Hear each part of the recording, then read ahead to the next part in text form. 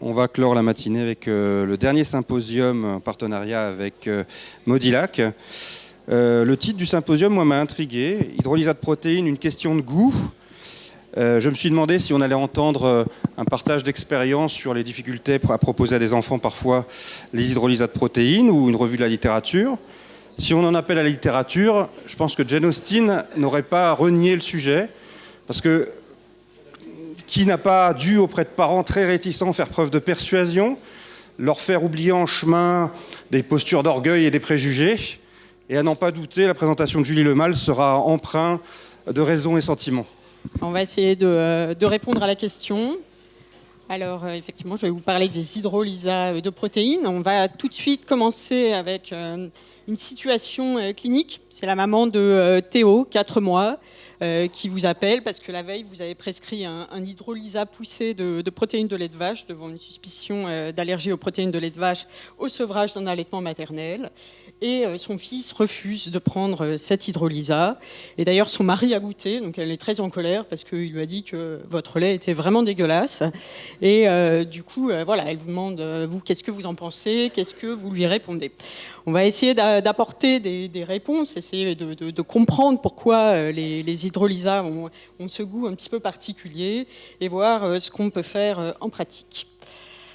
Alors pour commencer, je vais vous parler un petit peu du goût et puis je vais parler aussi au-delà du goût.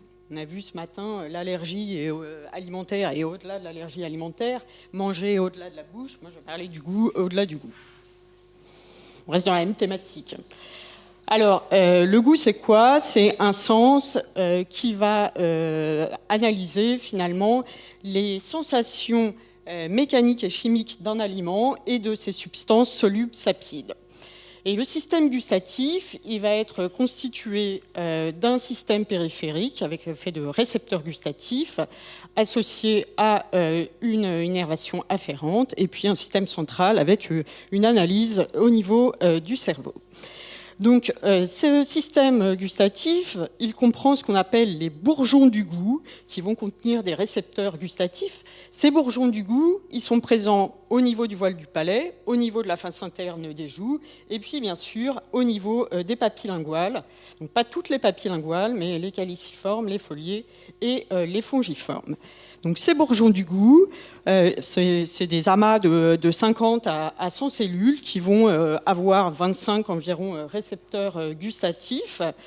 Ils vont être capables de reconnaître 5 saveurs différentes.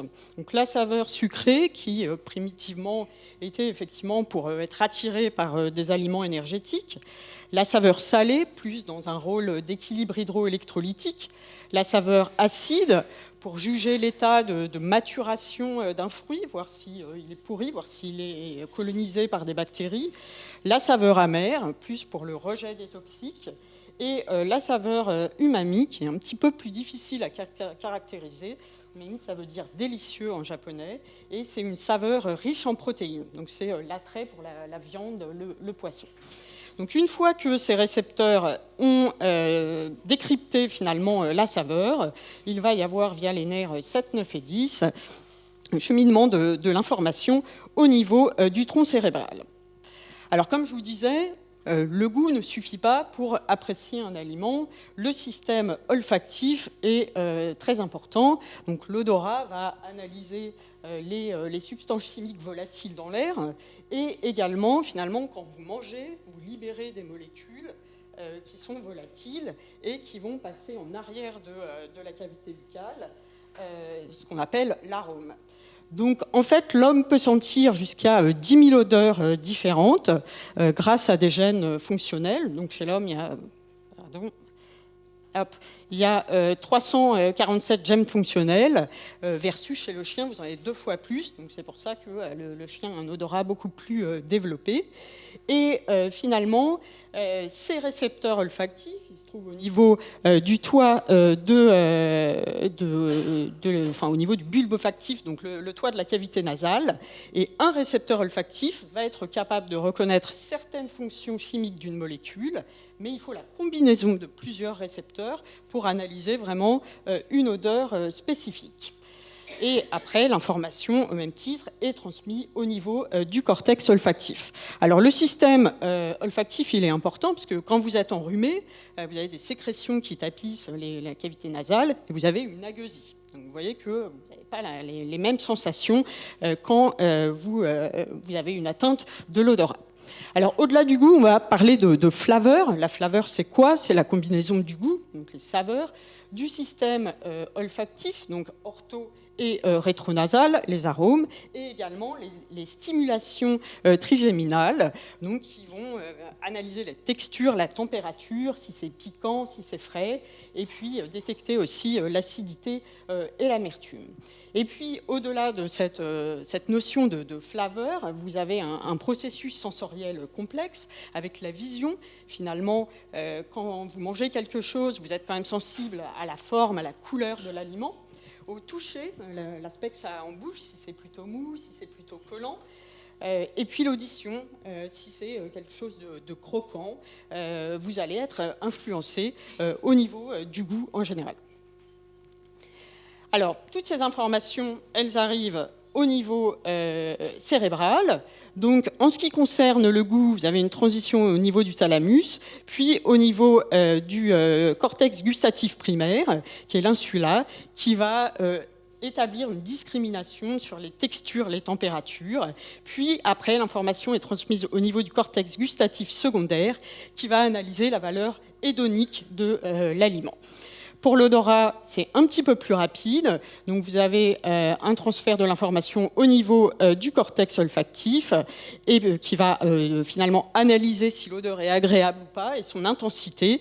Et puis, l'appréciation de l'odeur va être faite au même endroit au niveau du cortex orbitofrontal. Donc, finalement, dans le processus du goût en général, encore une fois, l'odorat a un rôle primordial. Alors, est-ce que les expériences gustatives et olfactives précoces vont avoir un impact sur ce que l'enfant va manger ultérieurement? Alors, il paraît que le liquide amniotique a une flaveur particulière. Donc oui, il y a des gens qui ont goûté le liquide amniotique. Donc, paraît-il que quand des femmes mangent plutôt de l'ail, du cumin, et ce liquide amniotique a une flaveur assez caractéristique.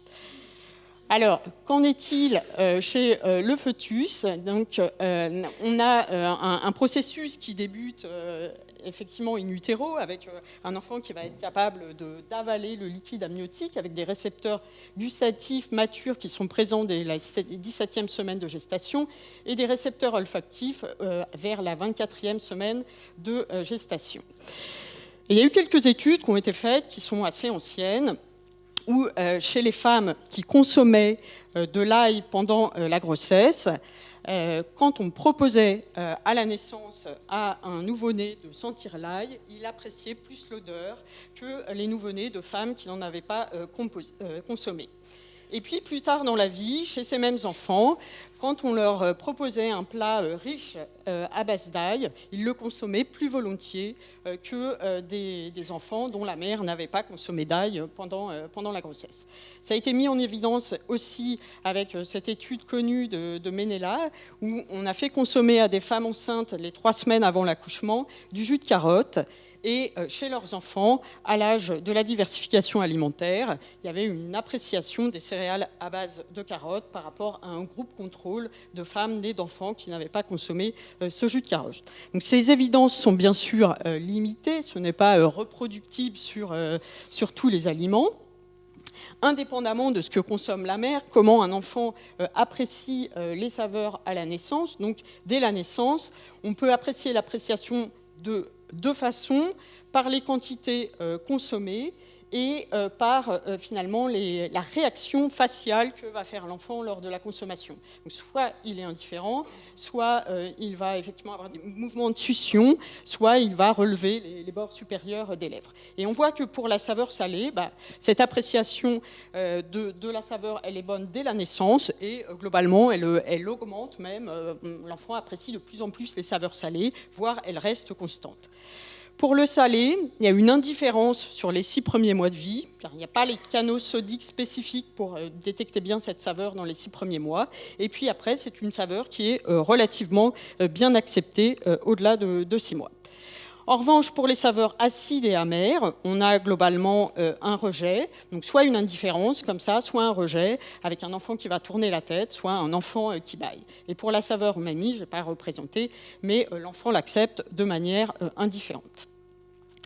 Alors, au-delà de la période fœtale et de la naissance, est-ce que l'allaitement maternel va influencer, pareil, au même titre que le liquide amniotique, la prise alimentaire de certains aliments? Donc, on repart avec nos études sur les carottes. Donc, ils ont fait le même type d'études. Au lieu de donner à des femmes enceintes, ils ont donné à des femmes qui avaient accouché pendant 6 semaines. Et puis, de la même façon, on regardait à 6 mois si les enfants nés de ces femmes consommaient plus de céréales à base de carottes par rapport à un groupe contrôle. Et ils avaient trouvé des résultats significatifs. Bon, il y a eu, pareil, d'autres études avec d'autres aliments et des conclusions qui disent que, effectivement, la variété d'arômes du lait maternel pourrait favoriser les saveurs, l'appréciation de saveurs ultérieurement. Encore une fois, les évidences sont relativement faibles. Alors, qu'en est-il quand on prend un lait infantile? Donc, quand on prend un lait infantile standard, on a plutôt effectivement un arôme qui est assez constant pendant les 4 premiers mois de vie. Et quand on prend un lait spécifique, est-ce que cela va avoir un impact sur le goût en général? Donc, je reprends brièvement la composition du lait de vache, donc, qui est fait de 30 à 35 grammes de protéines par litre et qui contient essentiellement des caséines et des protéines solubles comme l'alpha-lactobulline et la bêta-lactoglobuline. Donc, les laits infantiles, ils sont faits à partir de ces protéines qui vont être en proportions différentes et les enfants peuvent présenter des allergies IgE-médiées et non IgE-médiées à une ou plusieurs de ces protéines. Alors, quand on a une suspicion d'allergie aux protéines de lait de vache, je ne vais pas revenir dans le détail, Anaïs en a parlé ce matin. Donc, vous allez, si c'est au moment d'un sevrage de l'allaitement maternel, voir si la maman veut continuer à allaiter. Si ce n'est pas le cas, vous allez proposer un lait infantile, donc en première intention, un hydrolysat poussé de protéines de lait de vache ou un hydrolysat de protéines de riz. Et puis, vous allez évaluer, bien sûr, l'efficacité de votre prescription. Et en cas d'inefficacité, vous allez prescrire une formule d'acide aminé. Donc, je ne vais pas détailler sur la suite de la prise en charge de l'allergie. Parfois, vous êtes amené à prescrire une formule d'acide aminé en première intention, notamment en cas d'œsophagite eosinophile et un peu au cas par cas dans des dermatites atopiques très sévères avec une hypotrophie, dans les polyallergies alimentaires. On ne va pas rentrer dans le détail. Donc ça concerne combien d'enfants ? Combien d'enfants vont recevoir finalement des hydrolysats, des formules d'acide aminé? C'est difficile de répondre précisément à la question. Vous voyez que la prévalence de l'allergie est assez difficile à déterminer et il reste dans les séries jusqu'à 7,5%. Quand on fait des études avec des tests d'exclusion, réintroduction avant 2 ans, on voit que finalement l'incidence est beaucoup plus faible, à moins de 1%. Pour les œsophagites eosinophiles, donc une prévalence qui est d'environ 22 à 49% 1000 enfants, mais combien sont traités par formule d'acide aminé? Très peu. Donc ces hydrolysats, c'est quoi? C'est effectivement des laits infantiles dans lesquels on a réduit le pouvoir antigénique par des phénomènes d'hydrolyse enzymatique, donc pour réduire la taille de la chaîne polypeptidique, qui va permettre la destruction de la plupart des épitopes, et puis plus ou moins par des procédés thermiques avec une destruction de la structure spatiale de cette chaîne polypeptidique. Alors, on a différents types d'hydrolysats poussés de protéines de lait de vache. Donc, on a les hydrolysats poussés des protéines solubles, donc, où les peptides résiduels sont globalement plus gros, mais c'est ces hydrolysats qui vont avoir un procédé thermique en plus une ultrafiltration pour permettre l'élimination des peptides de grande taille. Et puis, on a les hydrolysats de 100% de caséine, avec donc des peptides de plus petite taille. Et les hydrolysats de protéines de riz, l'hydrolyse de la protéine de riz, elle est faite essentiellement car les protéines de riz sont insolubles dans l'eau, ce n'est pas spécifiquement dans un rôle d'allergénicité. Et puis les formules d'acide aminé qui sont bien sûr exclusivement, dont la fraction azotée est exclusivement constituée d'acide aminé. Alors, voilà. Alors, leur particularité organoleptique, comme vous le savez, elles ont un goût et une odeur désagréables qui sont secondaires à la formation de ces peptides, qui ont un goût amer du fait de cette hydrolyse, et une amertume aussi qui est majorée par une partie alcoolo-soluble qui est un petit peu plus amère, et certaines publications qui montrent que finalement certaines enzymes utilisées pour l'hydrolyse pourraient également majorer cet aspect d'amertume. Pour les formules d'acides aminés, c'est encore plus amer, puisqu'on a certains acides aminés, comme la leucine, l'isoleucine, la phénylalamine ou le tryptophane, qui sont reconnus pour être amers. Alors, quand on fait tester ces hydrolysats poussés de PLV ou ces formules d'acides aminés par des adultes, globalement, ils ne trouvent pas ça très bon. Donc, vous voyez, quand on compare par rapport à un lait de vache classique ou même par rapport à une formule infantile classique, là, en bleu, c'est quand ils apprécient. En gris, c'est indifférent. En vert, ils apprécient un peu. Et puis, en jaune et rouge, ils trouvent ça franchement pas bon. Eh bien, quand on progresse finalement dans le degré d'hydrolyse, on a une amertume qui est de plus en plus marquée, et effectivement des patients adultes, des adultes volontaires, qui disent que le goût, l'odeur, la texture, l'arrière-goût sont extrêmement désagréables. Ça a été confirmé dans d'autres études qui notamment montrent en tout cas que chez l'adulte, les hydrolysats de caséine sont plus amers que les hydrolysats des protéines solubles. Alors effectivement, comme je vous le disais, c'est vraiment le degré d'hydrolyse qui crée cette amertume, donc avec les hydrolysats de caséine qui sont les plus amers. J'ai juste mis cette diapo pour situer un petit peu les formules de soja qui n'existent plus et les formules de riz qui se situent à peu près à un niveau intermédiaire d'hydrolyse entre la caséine et les protéines solubles. Alors, est-ce qu'il y a une période d'opportunité pour introduire finalement un hydrolysat de PLV et faire en sorte qu'il soit accepté par l'enfant? Donc, cette belle étude qui commence à être assez ancienne, donc de Menela, qui avait randomisé 69 enfants dans 6 groupes différents à 15 jours de vie. Donc, il y avait 2 groupes contrôles. Un groupe d'un enfant qui était allergique, qui avait toujours consommé un hydrolysat de protéines de lait de vache, un groupe contrôle qui consommait un lait infantile standard, et 4 autres groupes. Un groupe qui recevait pendant 1 mois un hydrolysat de PLV à partir de 1 mois et demi de vie, un autre groupe qui recevait pendant 1 mois à partir de 2 mois et demi de vie, un 3e groupe qui recevait pendant 1 mois à partir de 3 mois et demi de vie, et un 4e groupe qui recevait pendant 3 mois à partir d'1 mois et demi de vie. Alors, à 7 mois, on proposait aux enfants de consommer l'hydrolysat de protéines de lait de vache.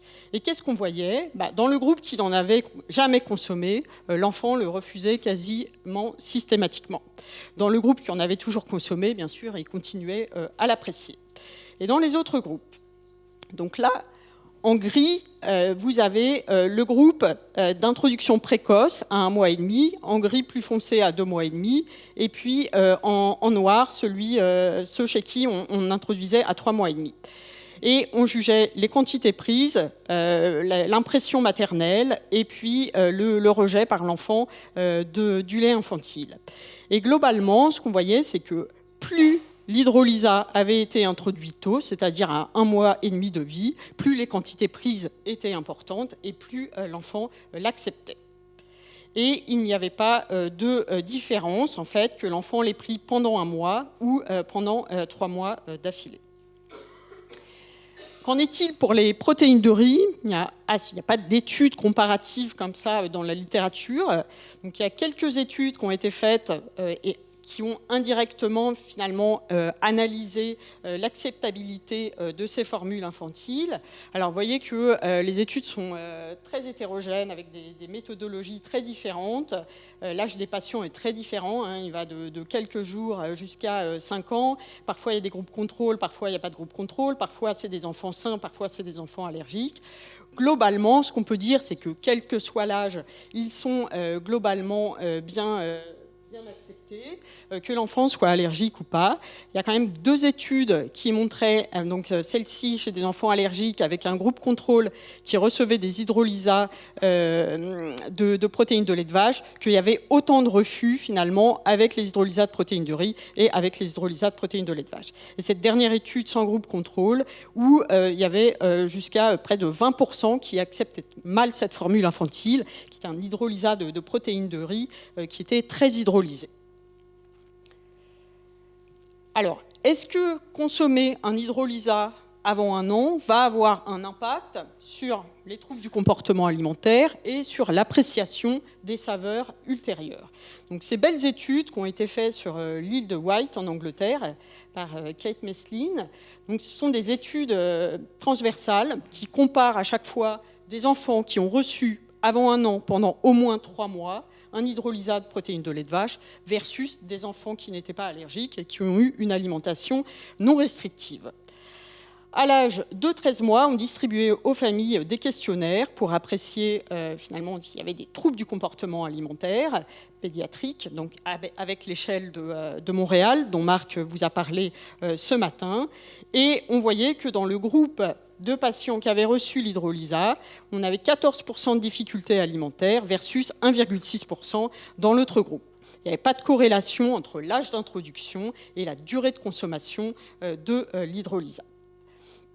On a analysé ces enfants un peu plus tard dans la vie, donc entre l'âge de 7 et 13 ans, donc toujours selon la même méthodologie, pour évaluer finalement leur comportement alimentaire à distance de la réintroduction des protéines de lait de vache. Et qu'est-ce qu'on trouvait? Que, effectivement, donc là, en noir, vous avez le groupe contrôle, qui n'était pas allergique, et en gris, le groupe d'enfants qui avaient reçu un hydrolysat de PLV. Eh bien, on voit que ces enfants étaient plus difficiles et évitaient beaucoup plus d'aliments et mettaient beaucoup plus de temps à manger, avec des repas qui duraient plus d'une demi-heure par rapport au groupe contrôle. Il y avait certains aliments qui étaient plus rejetés dans le groupe qui avait reçu l'hydrolysat avant l'âge de 1 an, notamment les produits laitiers, et puis des produits comme le chocolat.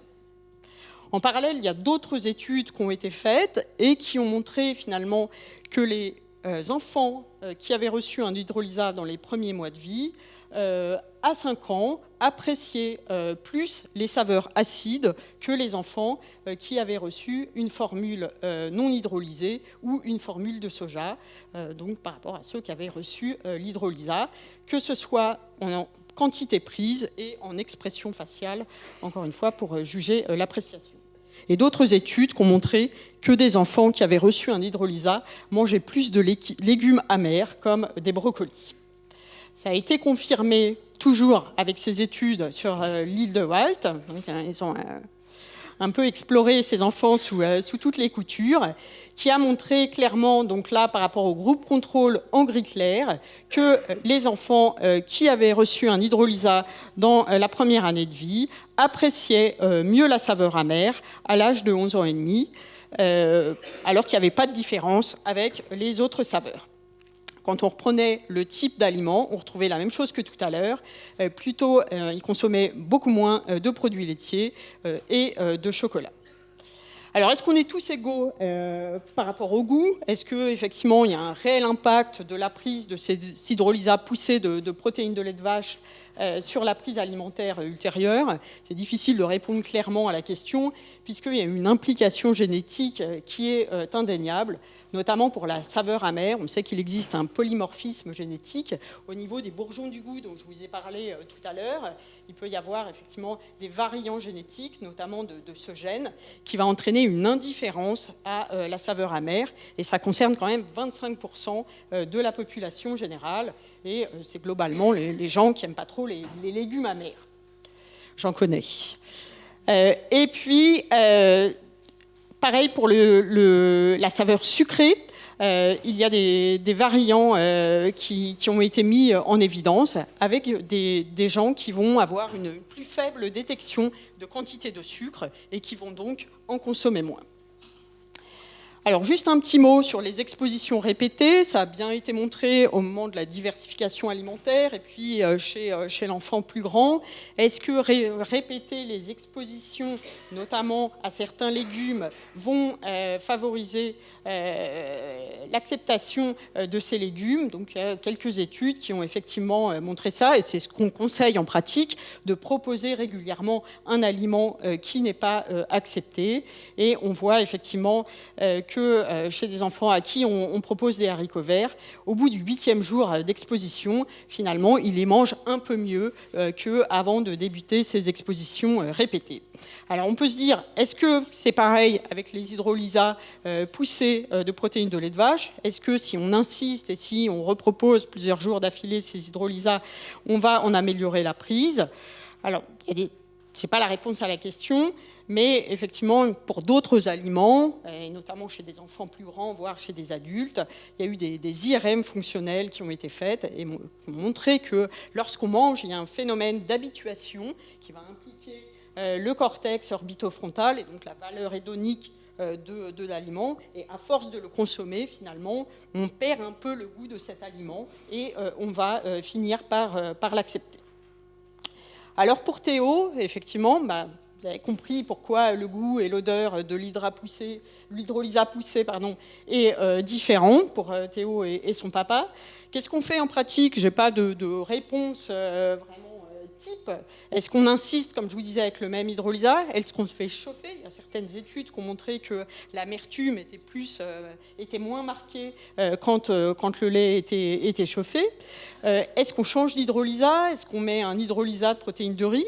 Là, il a 4 mois. Est-ce qu'on ajoute des céréales? Est-ce qu'on met une alimentation diversifiée dans le biberon pour en améliorer la prise? Voilà, je vous laisse choisir parmi toutes ces propositions.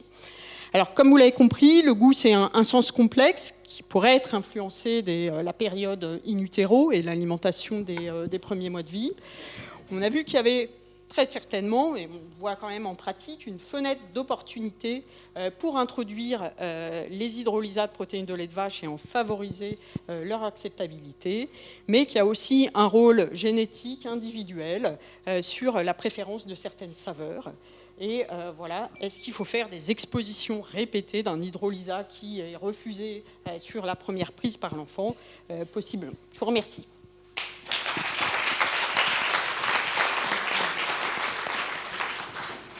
Merci Julie de cet excellent exposé, bien documenté, avec beaucoup de nouveautés. Et surtout, rassure-moi que tu as répondu aux parents que le goût n'est pas pareil chez l'enfant, chez les adultes. Donc ça, c'est quelque chose. C'est un classique. C'est un classique, un grand classique. Et je crois donc on a beaucoup d'explications comme ça avec les parents, surtout chez les enfants allergiques en bas âge, avec leur dysmaturité de système immunitaire. Le goût, c'est pas pareil. Et ça, on l'a en pratique quotidienne. Des questions dans la salle? Oui, carrément. Question un petit peu triviale. Est-ce qu'on n'a jamais pensé à mettre quelque chose dedans pour améliorer le goût? Alors, je suis passée très vite sur la diapo. Alors, bien sûr, il y a des hydrolysats qui contiennent du lactose. Il y en a d'autres qui contiennent de l'amidon de maïs. Après, il y a tout un tas de choses qui ont été essayées. Je pense que les industriels essaient justement d'améliorer vraiment le goût de ces hydrolysats.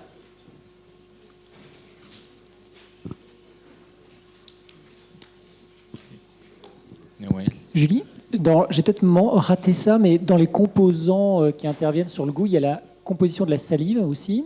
Je ne crois pas que ce soit passé. On avait regardé chez les enfants avec troubles de l'oralité en nutrition entérale, leurs préférences alimentaires, donc plus grands, 3-4 ans, leurs préférences alimentaires et leur composition salivaire. Et il y avait une préférence, alors ça, on le sait bien, pour le salé, très net par rapport au groupe contrôle.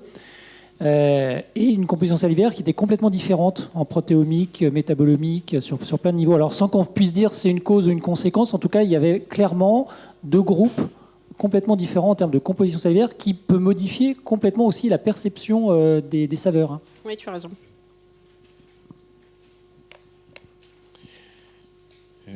Julie, une question. Tu prends combien de temps avant de prendre une décision de changer la formule en pratique? En pratique, ça dépend de l'insistance parentale. C'est vrai que on est tous confrontés à ça et il y a des parents qui veulent une solution rapide. C'est un peu la médecine d'aujourd'hui. Il faut trouver une solution tout de suite pour régler tous les problèmes. Donc ça va dépendre des familles, mais assez rapidement, puisque on est obligé d'apporter effectivement une solution assez rapide. Commentaire, question. Christophe? Merci. J'ai une question idiote là. On parle du goût des enfants là pour les préparations amères comme ça, mais souvent il y a des problèmes également avec l'acceptation du biberon et de la tétine. Probablement que le goût de la tétine est aussi un peu désagréable pour certains enfants. On ne pourrait pas essayer de faire des progrès de ce côté-là? Alors c'est possible. J'ai pas la réponse à la question.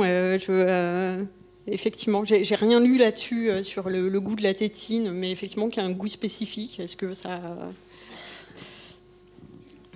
Marc? Alors, juste quand on est dans la difficulté, comme l'intérêt du biberon d'hydrolysa, c'est pas que ce soit la poudre dans de l'eau, mais la poudre en elle-même, en fonction des préférences des enfants pour le sucré ou pour le salé, mettre des cuillères mesure uniquement dans des compotes ou dans des purées, ça peut parfois nous aider, non pas à masquer, mais à accompagner. Et je pense que c'est quelque chose qu'on ne dit pas assez, parce qu'on a l'impression qu'il y a un sacro-saint biberon, avec, comme disait Christophe, peut-être aussi un rôle de tétine. Si on met de côté à la fois le biberon et la tétine, et qu'on met directement ça chez les enfants qui sont déjà à la cuillère, hein, parce que les grands problèmes des hydrolysats, c'est surtout quand ils commencent à être diversifiés et qu'ils perdent leur ration lactée. Et je pense que ça, c'est quelque chose qu'on devrait proposer assez régulièrement aux enfants. Tout à fait d'accord avec toi, Marc, surtout concernant les formes sévères de l'allergie aux protéines lait de vache, avec la seule formule qui est à notre disposition actuellement sur le marché, je suis obligé de noter son nom, le Neoquate Spoon. Donc, quand on en a une difficulté concernant la prise des biberons en liquide, le fait de passer en poudre, donc ça a résolu beaucoup de problèmes en mélangeant avec des aliments, donc en assurant les mêmes apports de point de vue donc antigénicité, de point de vue calorique et de point de vue calcique. Et ça, c'est une solution, on en a de plus en plus. La réflexion aussi de dire, ces enfants, ils refusent donc la prise en charge dans le cadre de son tableau uniquement dans les formes sévères.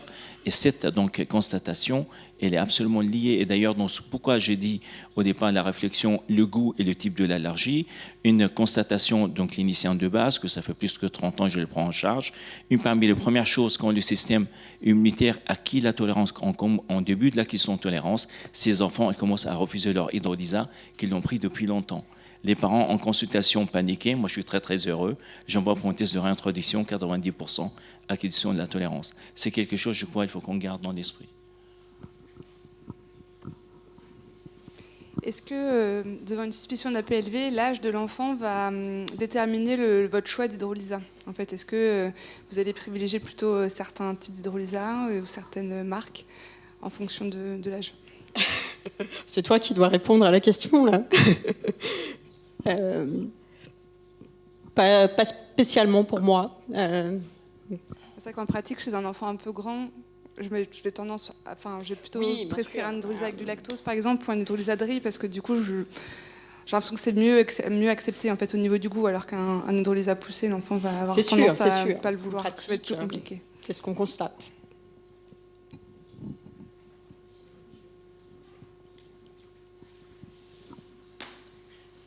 Bon, pour respecter le temps des paroles, merci à toutes et à tous, et merci à l'auteur.